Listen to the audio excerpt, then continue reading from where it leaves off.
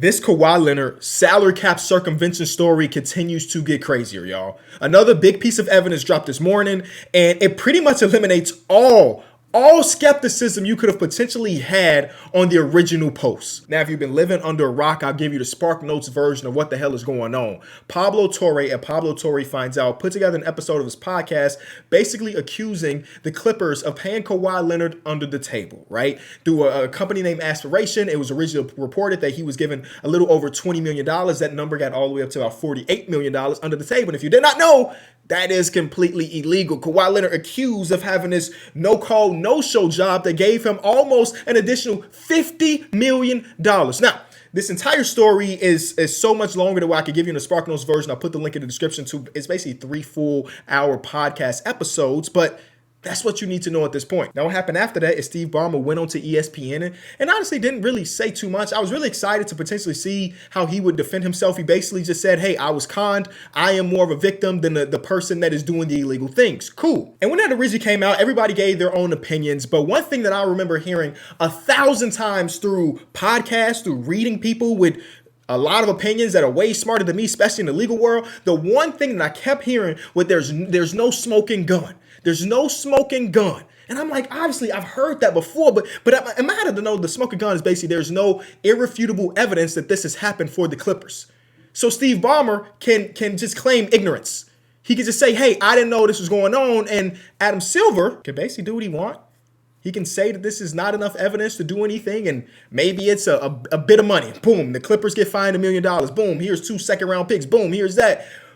But the smoking gun thing is kind of dead because Pablo just dropped a new episode giving you that smoking gun.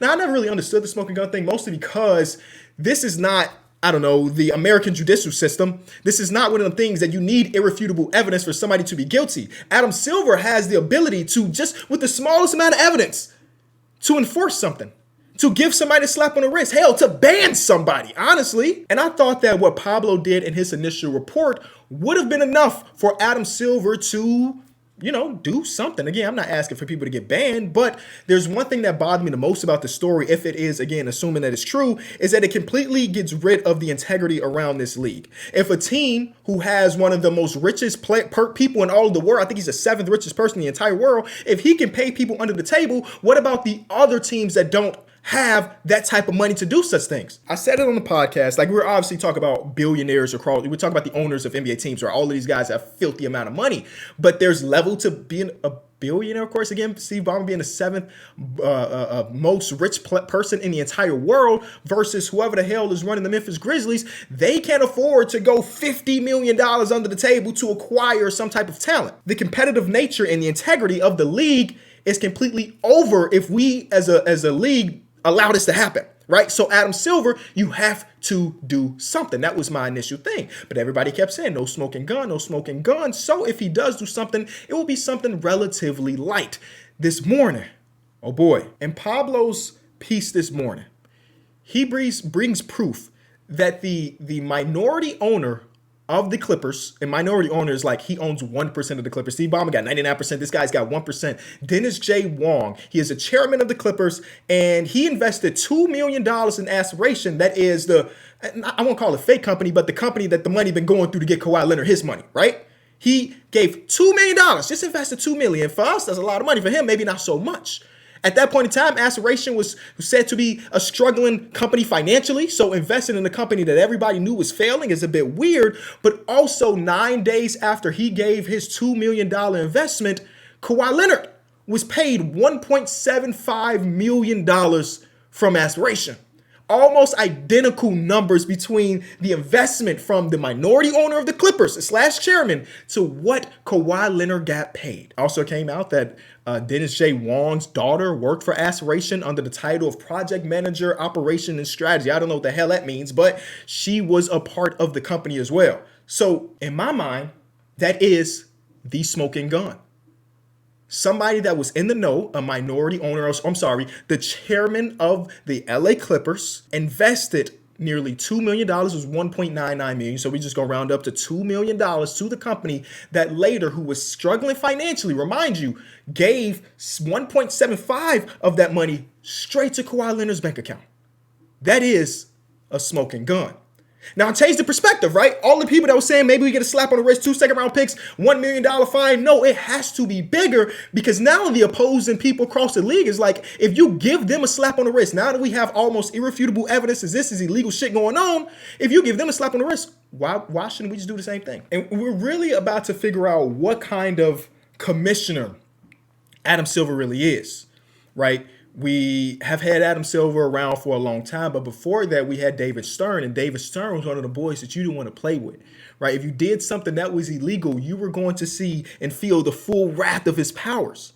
Now, if you go to the CBA, I'm reading it right here, it says that in the belief that punishment can be alleviated against a team or player if a violation of unauthorized agreements can be proven by direct or circumstantial evidence. Again, like I mentioned earlier, this is not the American judicial system where you need irrefutable evidence beyond a reasonable doubt. That's not the case anymore. Adam Silver truly does have the power that if he wanted to use just the evidence that we see right now to make a decision, he can. But when he went to the podium, and they just did this full meeting just a couple days ago, and that's where we got that clip of Adam Silver saying that the NBA is a highlight league, which I was damn near about to make a video about that, because what are we talking about Adam Silver? When he was brought to the podium and he only talked a little bit about it, he basically was saying that he won't be taking any actions based on just circumstantial evidence. Now, this is what it really is about. This is from the Stein line. I'll put the link in the description. The best Substack you can be subscribed to if you care about NBA news. I've spoken to multiple team strategists, for example, who told me with chest puffed that if the Clippers aren't docked multiple first-round picks, if Leonard's contract isn't voided while his salary obligations remain on the Clippers' book, they will feel emboldened to seek out their own version of shell companies to provide additional compensation to their players. So Adam Silver, you have a big decision to make, because if you just give a slap on the wrist, guess what? Some of the teams that can't afford to do this little circumvention thing will, because if we know that it's only going to cost 2 second-round picks, hell, how many second-round picks turn into anything anyway? We'll give that away. Luka Doncic, your next extension, sign for this minimum, because we got $200 million under the table with our new ownership group. Over the last couple years, it has been very important for him to talk about the fairness across basketball, the parity across the league. And more recently, when we talk about the CBA, we talk about the second apron, which was put in place to prevent teams from building super teams. You get too expensive, you get docked this. You can't make this trade. You can't have this draft capital. You can't do this in order to keep fairness and parity alive. Now, the Clippers are not a team that has won anything with Kawhi Leonard being there, but it's not necessarily about that. It's about the principle of it all. Are we going to be somebody that cares about the new CBA and keeping fairness and parity in the league? Or will we not care enough and just allow things to go rampant across basketball? Because if that is the case, let's get rid of the new CBA. Let's get rid of the salary cap and just turn this shit into baseball. Just the richest teams get the best players. And in baseball, that's fine, because it's not always about the talent that's on the field, right? You can have a team with a low payroll going to deep run. The NBA is just a different sport. The team traditionally with the most amount of talent is going to win the series. There is no pitcher coming in and throwing 7 shutout when he had a 7 ERA in the regular season. That doesn't happen in the NBA often. I guess Max Strus and Gabe Vincent is the best example we got over the last 10 years. But other than that, the teams with the best players traditionally go on a deeper run. Again, I say traditionally. There's always going to be caveats in there. It's no surprise that the team that had LeBron James on it for basically a decade made it to the finals every single season. It's no surprise when the greatest regular season team of all time added an all-time player. The talent usually wins in our league. And now when you add all of this that we talk about with the Clippers, with the reports about, Kawhi Leonard's company asking the Raptors for some money and some opportunities and all of this before he left, that is just looks more than circumstantial. Now, the NBA has their own investigation group that they hired, or this firm of lawyers, so I guess we'll get down to it.